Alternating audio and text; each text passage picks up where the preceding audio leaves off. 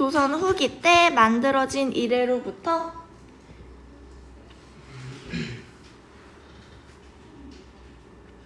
지금 우리가 보고 있는 현대어 전까지의 이 과도기적 단계의 중세 국어의 특징 배워볼 거야.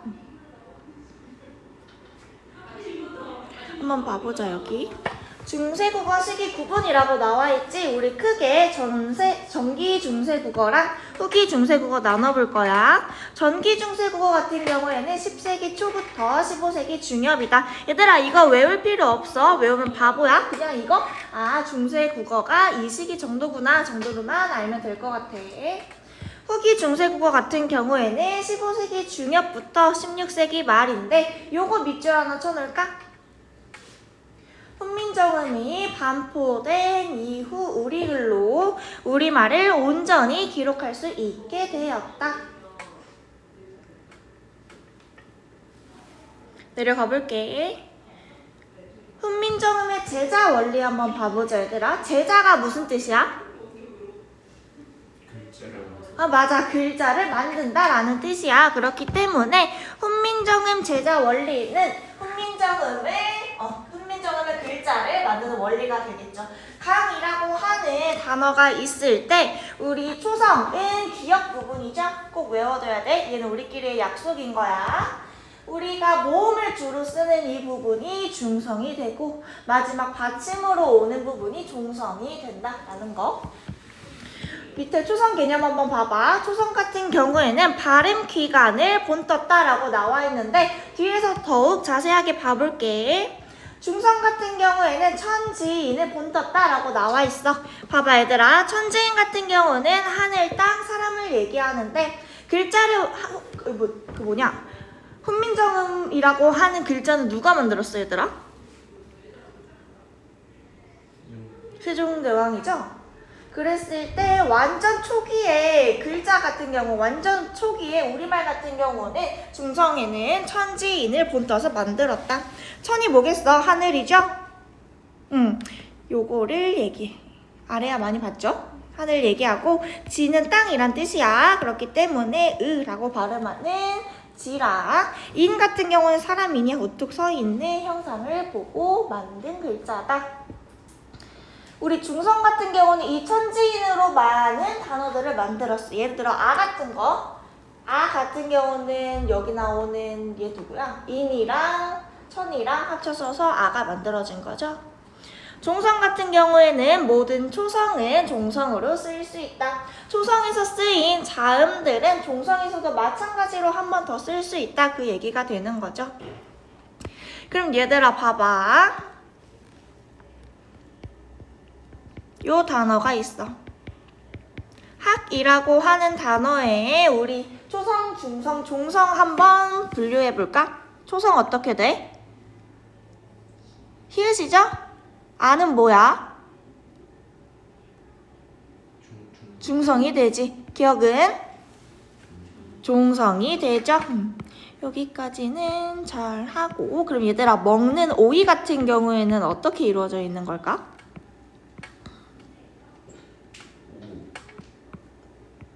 얘 먼저 봐봐. 오에서 얘 초성 있어 없어? 없어요. 왜?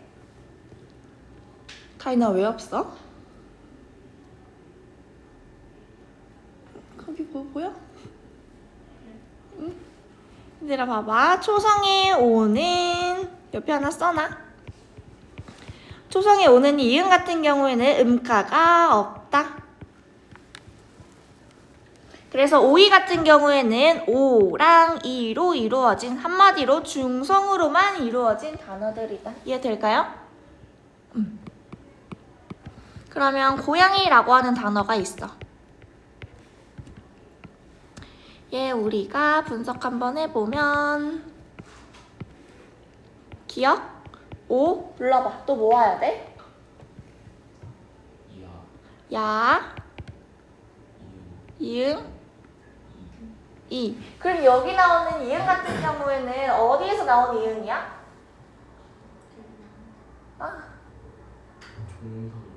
종성 어디? 양 여기? 여기? 여기 맞아? 맞죠? 여기서 온 이응이야? 하나 알아두고 왜 이거 보여줬냐면 초성의 이응은 음가가 없다. 그거 보여주려고 얘기한 거야. 내려가 볼게.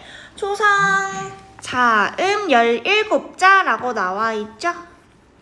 같이 한번 봐보면 발음 기관을 상형하여 얘들아 상형이 뭐야? 모양을 본따 만든 것이다.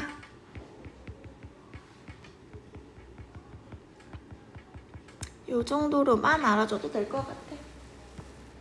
발음 기관을 상형하여 기본자 5개. 얘들아 이거 꼭 외워놔. 기본자 5개. 기억, 니은, 미음, 시옷, 이응을 만들고 여기에 가획의 원리를 적용했대. 얘들아 가획이라고 하는 것은 획을 더한다 라는 뜻이야.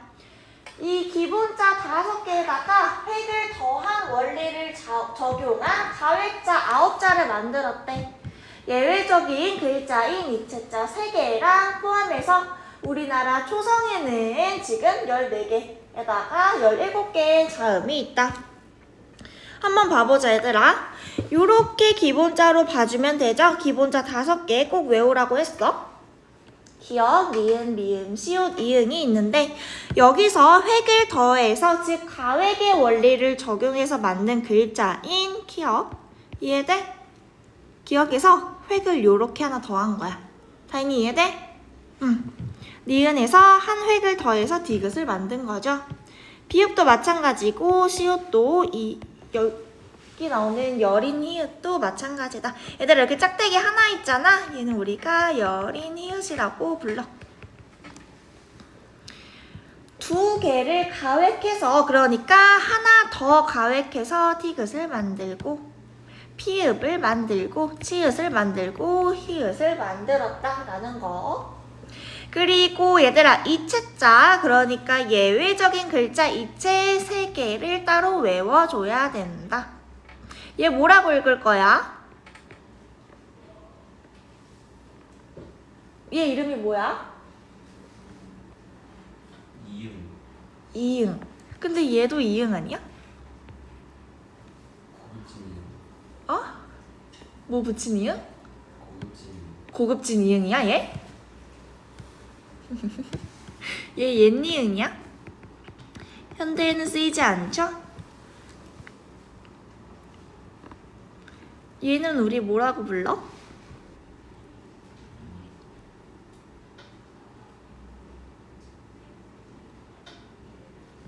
반치음이라고 해요. 적어놔 얘들아. 지금은 쓰이지 않는 것들도 포함해서 예를 들어 뭐 있어? 여린이은, 옛니은, 반치음을 포함해서 옛날에 한글이 만들어진 초에는 이 자음 17개가 사용되었다 이 얘기가 되는 거야. 이해되죠? 응. 옆으로 날개 한번 봐볼까? 이거는 쌤이 너네한테 꼭 얘기하고 싶은 거야. 얘들아 이따가도 문제 풀어볼 건데 문제 풀 때 특히 고전 문제 풀 때 주의해야 될 점이 반드시 현대어풀이 있잖아. 참고해야 한다.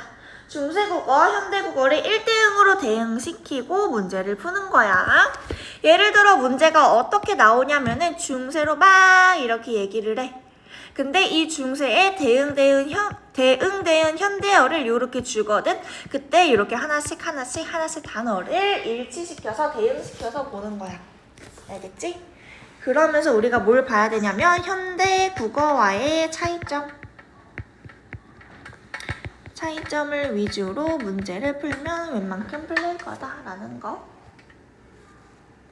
내려가서 기본자 얘들아 5가지 있는데 꼭 외우라고 했어. 기억, 니은, 미음, 시옷, 이응이 있다. 여기 기억, 니은, 미음, 시옷, 이응을 암기하고 한 획을 가획해서 기억, 디귿, 비읍, 지읒, 여린, 히읗 만들고 또 한 획을 가획해서 여기서 한 획을 더 가획하는 거죠. 피읍, 치읒, 여린, 히읗 요렇게 외워주면 되고 또 우리가 예외적인 이체자 3가지 있었죠. 얘도 외워주면 된다.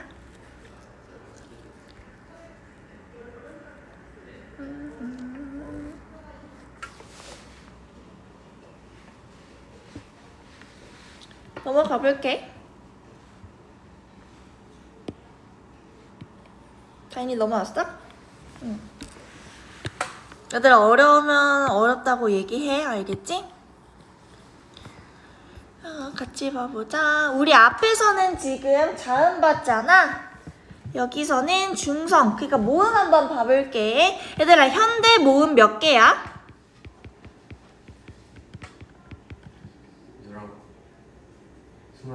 21개죠? 근데 이때까지만 해도 중세국어 때까지만 해도 모음은 11자가 있었다라는 거.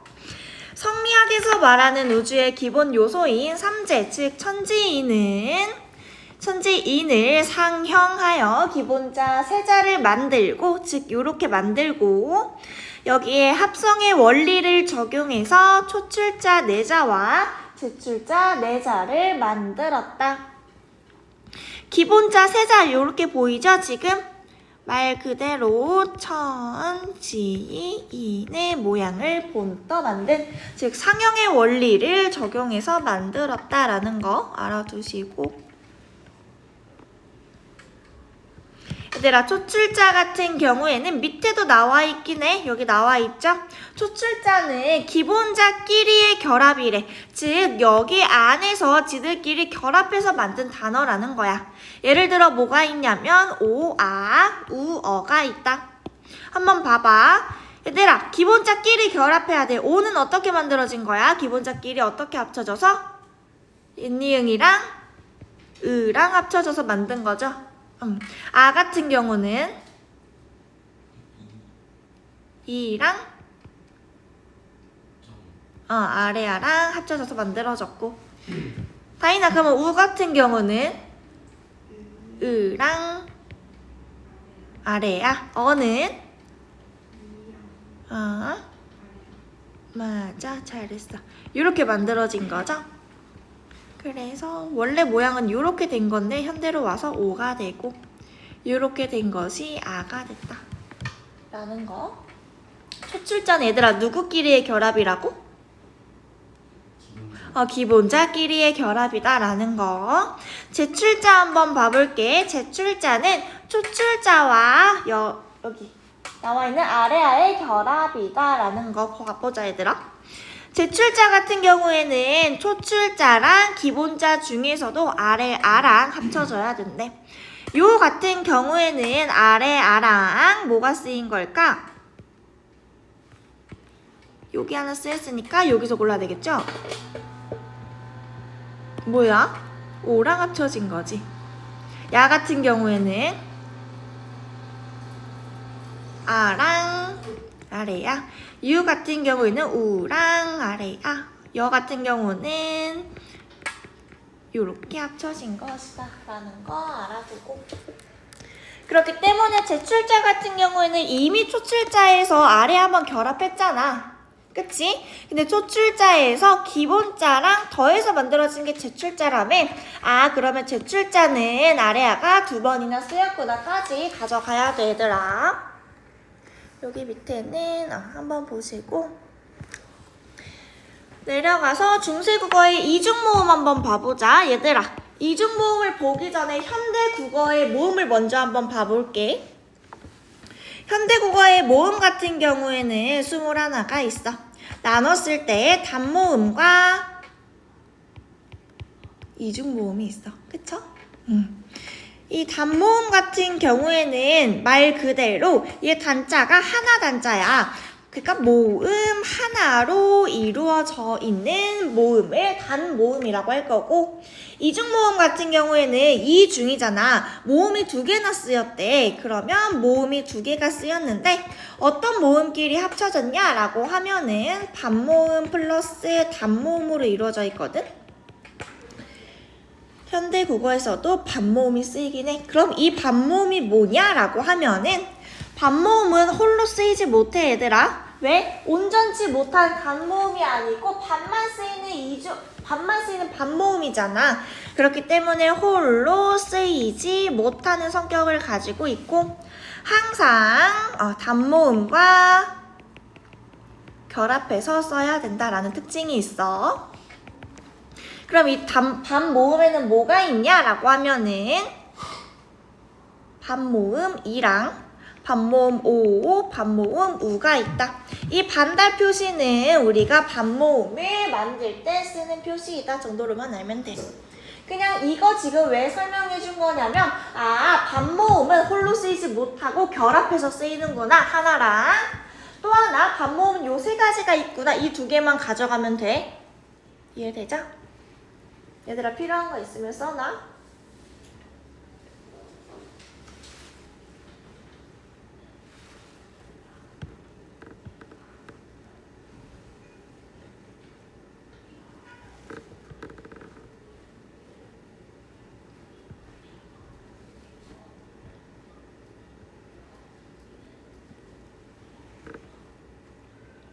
자인이 어려워?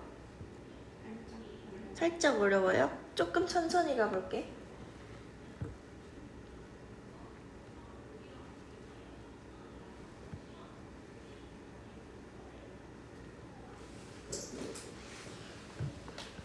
그럼 봐봐 얘들아, 우리 반모음에 세 가지 뭐 있다 그랬지?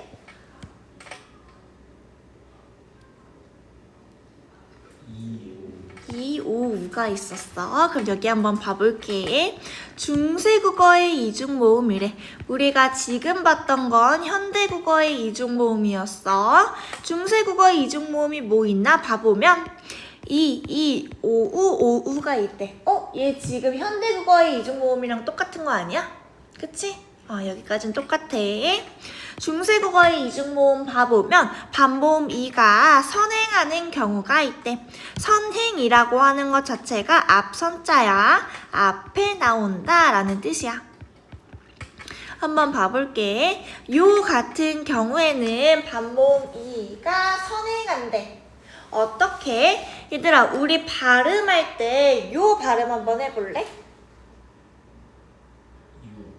요 너네 발음할 때 혀나 입술이나 아니면 뒤에 목구멍 같은 경우가 한번 이제 바뀌는 걸 볼 수 있지 않아? 요라고 발음할 때 아랑 비교해봐. 아랑 요. 그치? 요가 조금 더 어때? 형태가 바뀌죠?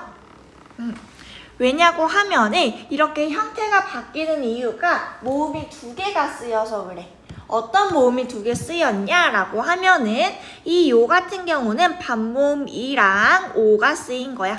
너네 이거 발음 한번 해봐. 합쳐서.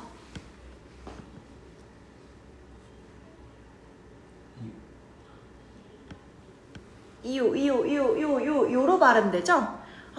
그래서 얘도 요 같은 경우가 반모음이 이가 앞에 오는 이중모음이다라는 거. 야 같은 경우는 어떻게 만들어졌냐면 반모음 이랑 아가 합쳐진 거야. 합쳐서 야가 되죠. 유 같은 경우는 이랑 우가 합쳐져서 여 같은 경우는 이랑 어가 합쳐져서 만들어진 것이다. 너네 이거 안 써놔도 돼?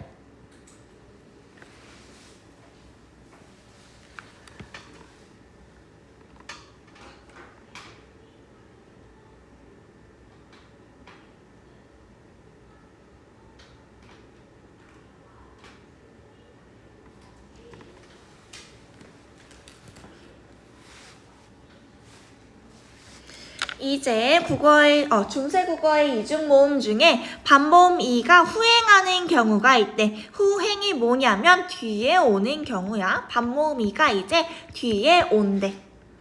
예를 들어 의 같은 경우 봐봐. 발음할 때도 의라고 얘기했지. 의랑 반모음 이가 합쳐졌는데 이 반모음 이가 뒤에 오는 후행 반모음이구나 라는 걸 알 수 있죠.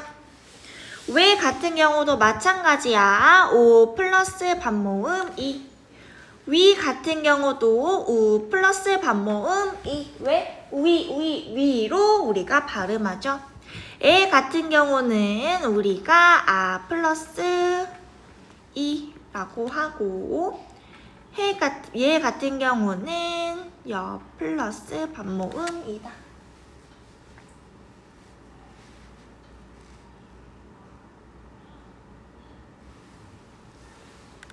지은이 궁금한 거 있어?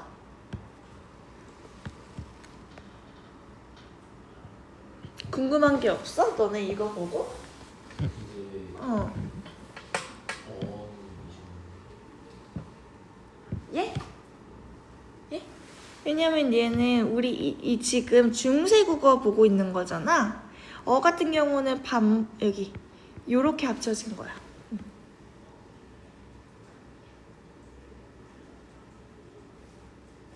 얘들아 봐봐. 왜 위 같은 경우는 오이 합쳐져서 오이 해가지고 왜가 된 건 알겠어. 근데 얘 같은 경우 한번 봐볼래? 너네 여랑 이랑 합쳐졌다고 여 소리가 나? 안 나죠? 왜냐고 하면은 지금 얘 중세국어잖아. 우리가 지금 발음하는 거랑 옛날에 발음했던 거랑 조금 달라. 어떻게? 우리는 지금 예를 들어 뭐가 있을까? 키위 같은 경우를 말 그대로 키위라고 발음하잖아. 근데 중세 때 키위라고 하는 단어가 있었으면 키위 같은 경우는 우리가 방금 봤듯이 모음만 보면은 얘의 경우지. 이렇게 된 경우잖아. 그래서 키위 이렇게 읽었을 거야. 중세 때는. 이해돼요? 응. 그래서 내가 저번에 고양이 설명해줬던 거 기억나?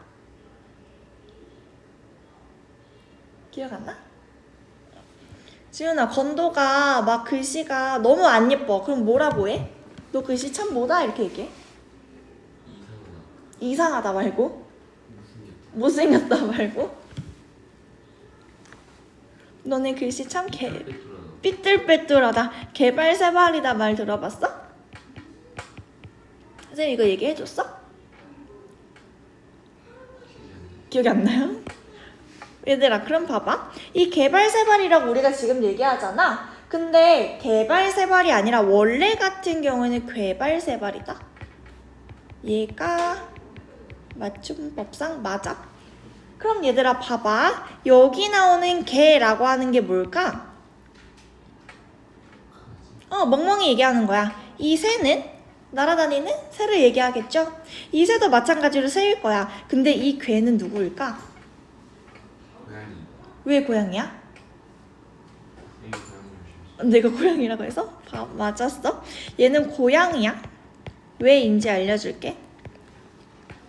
우리가 지금은 파리라고 부르는 곤충 알아? 되게 조그마한데 막 이렇게 날아다니는 애 있잖아. 근데 중세국어 때는 이 파리를 어떻게 썼냐면 요렇게 썼대.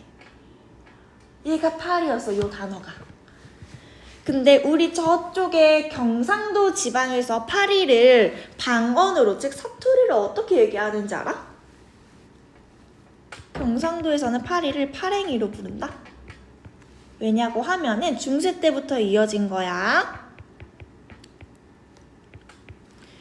이렇게 명사가 있을 때 동물을 만들려면 이를 붙이거나 앵이를 붙여서 만들었대. 그래서 파리 같은 경우에는 이렇게 합쳐져가지고 파랭이가 된 거야. 이해돼? 리을 넘어오고 파랭이가 넘어온 거야. 근데 이 괴 같은 경우는 우리가 응용을 한번 해보자. 이보다는 앵이가 낫겠죠? 그래서 이렇게 합쳐질 건데 얘 어떻게 읽는다고? 중세 때? 고의로 읽었다고. 그러면 이렇게 되는 거 맞아? 발음이? 맞아. 근데 우리가 한글에서 이 같은 경우는 소리가 약해서 탈락되는 경향이 있고, 그래서 고행이 부르다가 현대 와서 고양이로 변한 단어가 요 괴다 라는 거. 이거 왜 설명했냐면 괴 같은 경우를 옛날에는 고이 이렇게 불렀다고. 이중모음 같은 경우에는 그냥 하나 알아두면 되고. 반모음 오우가 선행하는 경우가 있대.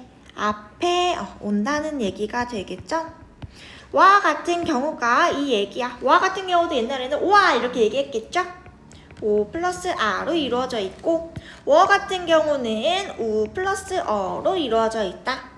반모음 오, 우가 반모음 이랑 후행하는 경우가 있어. 이거는 조금 이따가 뒤에 가서 봐줄게. 여기까지 이해 안 되는 부분 있을까? 한번 다시 봐봐.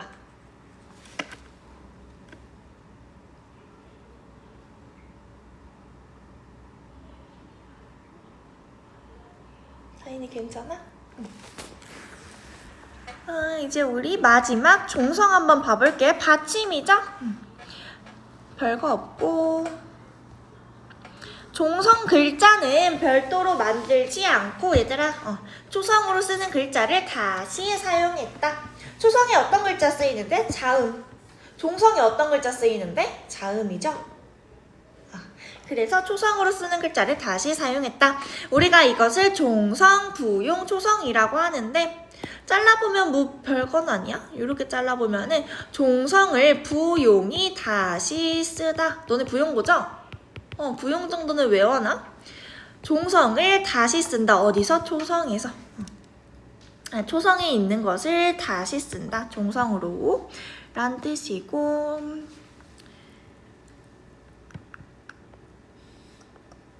옆에 요거 하나 얘들아 꼭 외워놔.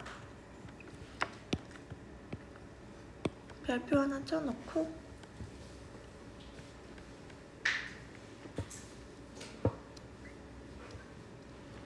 얘들아 봐봐. 우리가 지금도 가끔 쓰이는 게 양성 모음과 음성 모음이야.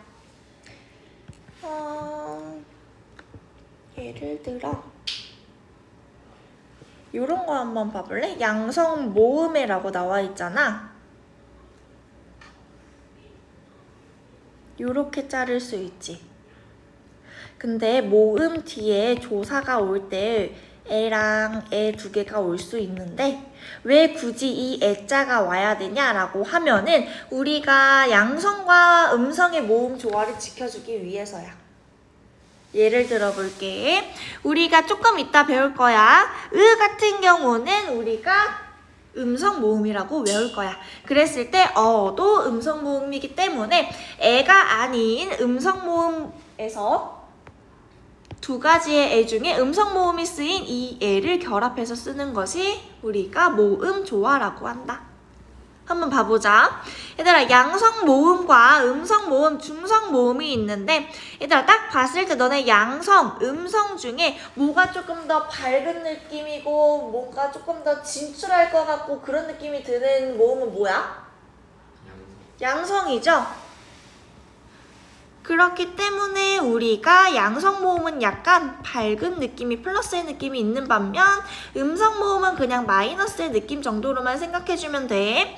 양성 모음에는 뭐가 있냐라고 보면은 얘들아 해가 떠야 돼. 해를 상징하는 얘 뭐야? 아레아가 있고 해가 얘들아 뜨는 게 밝아 아니면 지는 게 밝아? 뜨는 게 밝죠? 그래서 땅을 기준으로 해가 떴을 때가 밝다.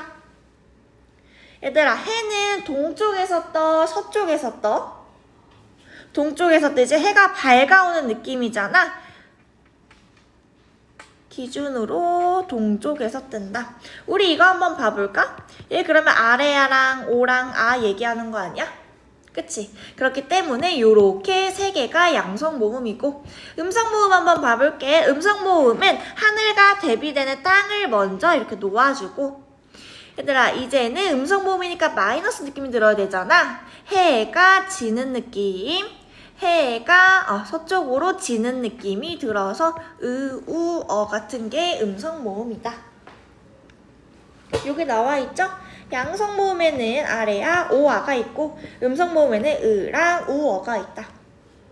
괜찮아? 중성 모음은 이가 있는데 그냥 중성 모음까지는 지금 몰라도 될 것 같아. 요것만 꼭 외워두기. 알겠지?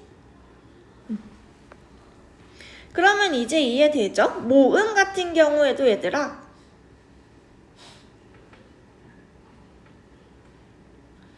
얘가 으로 끝났잖아. 얘 중성이야, 양성이야, 아니면 음성이야?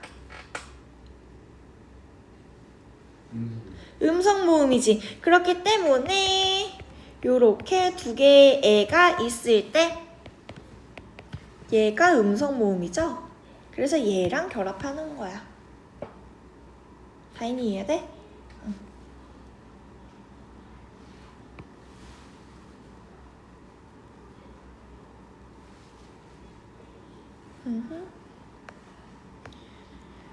됐고 얘들아 쉬었다가 여기 두 번째 파트 넘어갈게.